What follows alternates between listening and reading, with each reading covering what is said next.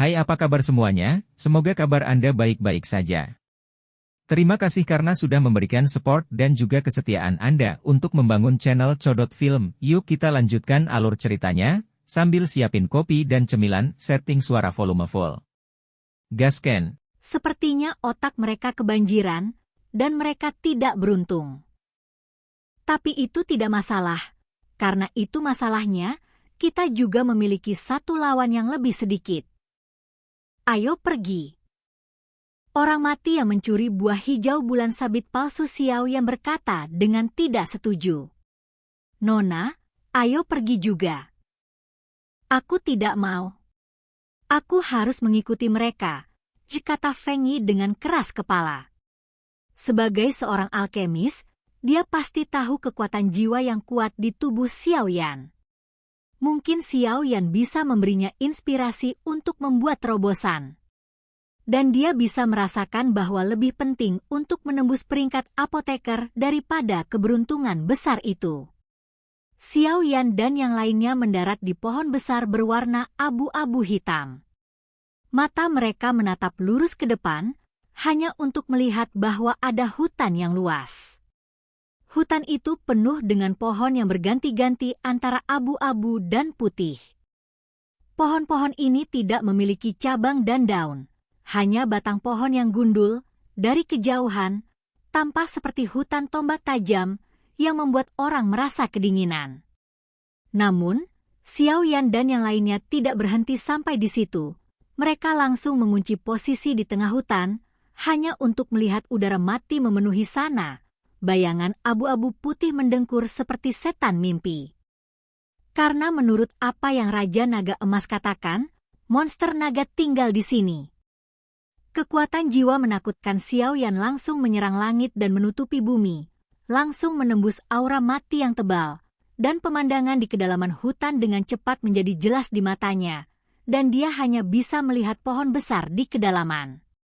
Bayangan hitam bercokol, seperti kadal, tubuh bayangan itu sebenarnya mengenakan baju besi hitam. Permukaan baju besi itu terjerat dengan energi kematian, dan ketika energi kematian berfluktuasi, bahkan kulit Xiao Yan bermartabat.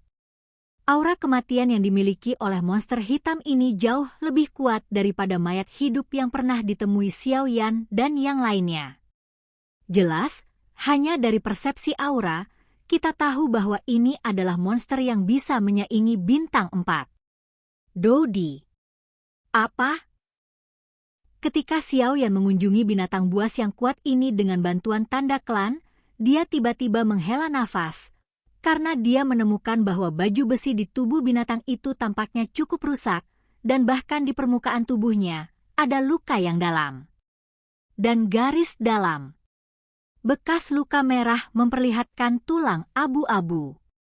Dan masih ada beberapa luka baru, tampaknya baru saja terluka, dan energi kematian binatang ini juga sedikit tidak teratur, seolah-olah pernah mengalami perang sebelumnya.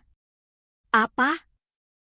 Yuru, yang berada di sampingnya, juga bertanya dengan suara rendah, menatap Xiao Yan yang sedikit mengernyit.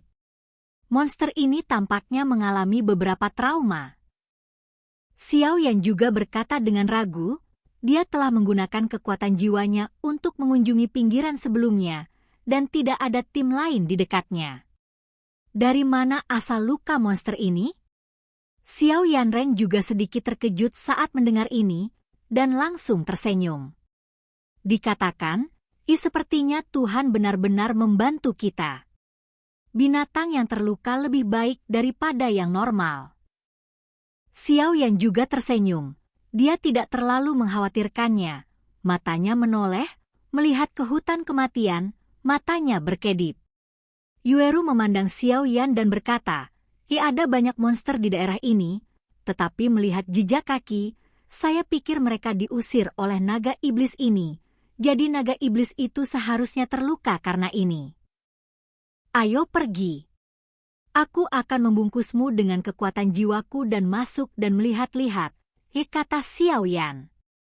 Xiao Yan merasa bahwa segalanya tidak sesederhana itu, dan lebih baik berhati-hati. Lagi pula, Ini adalah monster yang sebanding dengan Kaisar Do Bintang 4 manusia. Kaisar Do Bintang 4, jika bukan karena cedera binatang buas dan kehadiran Raja Naga Emas, Xiaoyan akan karakter percaya diri pasti tidak akan datang. Meskipun kadal dengan darah naga ini sangat kuat, persepsi kekuatan jiwanya jauh lebih lemah. Selama Xiaoyan dan yang lainnya tidak dengan sengaja memprovokasi kadal naga tidak mungkin menemukannya. Ketika Xiaoyan dan yang lainnya mulai bergegas menuju ke arah kadal naga yang haus darah, tempat kadal naga itu berada, telah dikunjungi oleh sekelompok orang dan menjadi sangat panas. Ada sejumlah besar sosok berbaju putih berdiri di luar pintu masuk gua tempat kadal naga tinggal. Udara dingin yang mencengangkan merembes dari tubuh mereka. Bahkan suhu dunia ini terpengaruh dan turun banyak. Di depan sekelompok besar bayangan putih, ada dua sosok tua yang membungkuk. Di antara dua orang yang berdiri sesuka hati, ada dua aura dingin dan jahat yang agung yang perlahan menyebar, memberi orang semacam perasaan sangat tertekan. Di antara keduanya, yang paling mencolok adalah lelaki tua di tengah. Orang tua itu memiliki rambut dan janggut putih, dan bersandar pada tongkat berkepala naga yang tampak seperti batu giok putih. Mulut raksasa naga itu terbuka lebar, dan sepasang mata naga yang suram menunjukkan makna yang suram. Dibandingkan dengan lelaki tua yang terkenal itu, dia terlihat sangat biasa, tanpa energi yang tumpah ke seluruh tubuhnya, dan bahkan wajah tua itu kering secara tidak normal, dengan mata yang sedikit menyipit, memperlihatkan sedikit kekeruhan. Orang tua biasa tidak memiliki perbedaan sama sekali.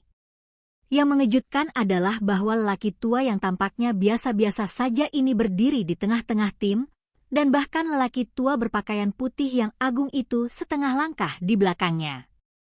Di antara alis, ada sedikit rasa hormat. Di sekitar Jianko, masih banyak orang yang menonton kesenangan, dan ketika mereka melihat pertempuran di sini, mereka semua terkejut, terutama ketika mereka melihat pola salju khusus pada pakaian orang-orang ini, bahkan ada keributan. Ternyata dari Solomon, Iseru Yueru. Salomo adalah salah satu kekuatan paling kuat di benua roh misterius ini. Meskipun ada beberapa rumor baik atau buruk, tidak ada keraguan tentang kekuatan dan reputasi Salomo. Jangan khawatir, mari kita lihat tujuan mereka dulu. Xiaoyan juga terkejut bahwa Solomon juga akan mengincar naga yang haus darah ini. Orang-orang ini memiliki aura yang tidak biasa. Raja Naga Emas juga dengan hati-hati merasakan kehadiran Salomo di depannya, dan berkata, Aku selalu merasa bahwa kekuatan mereka tampaknya sedikit melayang. Apakah itu ilusiku?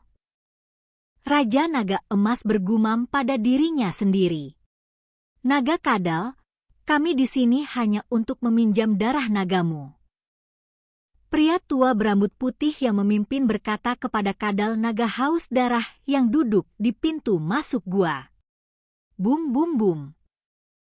Kadal naga yang haus darah mengayunkan ekornya yang besar dengan marah. Jika aku tidak disergap olehmu sebelumnya, aku akan membunuhmu. Demon Dragon Lizard mengaum. Orang-orang di depan mereka benar-benar meracuni diri mereka sendiri ketika mereka makan, menyebabkan mereka jatuh ke dalam kelesuan sesaat untuk waktu yang singkat. Kedua lelaki tua yang dipimpin oleh mereka tidak ragu-ragu untuk menyerang dengan seluruh kekuatan mereka. Meskipun naga iblis kadal sudah cukup untuk menandingi pembangkit tenaga listrik Kaisar Do Bintang 4, tetapi sekarang dia terluka parah, dan mereka berdua juga merupakan puncak dari Do di Bintang 3, bukan lawan mereka. Dan dapat dilihat bahwa biawak naga sangat takut dengan tongkat penopang berkepala naga di tangan lelaki tua berambut putih itu, bahkan takut. Namun, meskipun kadal naga itu terluka parah, bagaimana bisa binatang naga itu menyerah begitu saja? Segera menghadap hutan adalah auman naga. Bum bum bum. Monster yang luar biasa datang dari segala arah, dan di antara mereka ada 3 monster yang sebanding dengan mendiang Samsung Doudi. UPS, binatang ini benar-benar memanggil bawahannya. Kamu ceroboh. Pria tua berambut putih di kepala berteriak dengan buruk, berpikir bahwa dia dapat dengan mudah menaklukkan naga dengan tongkat berkepala naga ini. Bersiaplah untuk bertarung. Kamu menahan binatang buas lainnya. Anak kedua, ikuti aku untuk membunuh kadal naga ini, kata lelaki tua berambut putih itu. Oke guys, jangan lupa like, comment, share, and subscribe di channel Codot Film. See you next video, peace out and bye-bye.